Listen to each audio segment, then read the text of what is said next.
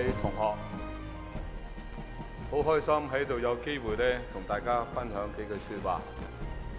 我可以咁講，我代表會祖鮑思高同你哋講，今日可以話喺澳門嘅慶典嘅最後一日，我哋咧嚟到粵華。會祖嚟到主要咧係有兩個嘅，可以話佢嘅做法。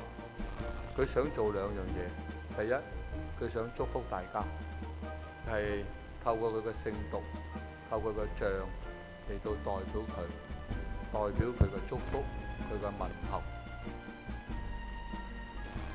喺頭先我哋聽咗呢段聖經，好有意思嘅。聖保祿宗徒叫我哋，你哋應當喜樂。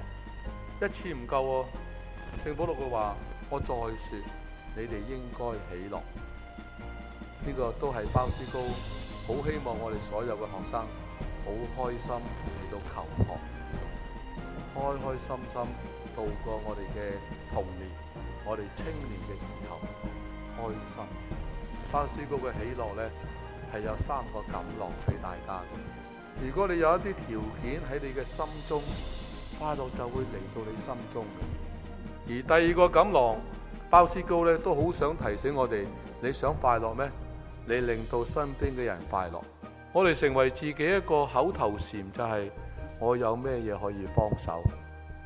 第3個錦囊，會祖鮑思高最強調係呢個錦囊，就係我哋想開心咩？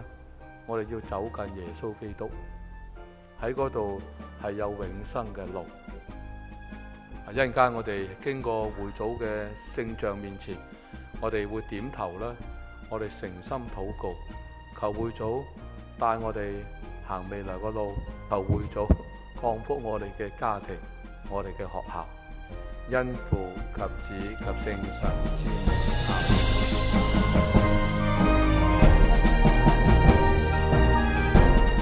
願他們能繼續以慷慨的愛心去建設美好的世界。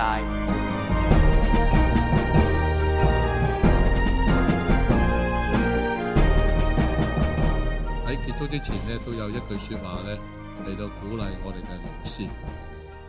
喺頭先呢，聖經喺福音咧非常之好嘅。耶穌話：我哋為最小嘅青年小朋友做嘅，就係為佢做。我哋收留一個咁樣嘅細蚊仔，就係收留佢。所以我哋喺粵華教書，其實就係替耶穌去教育佢哋。所以唔使驚。學生可能有陣時難教，但係呢個係一個好偉大嘅使命。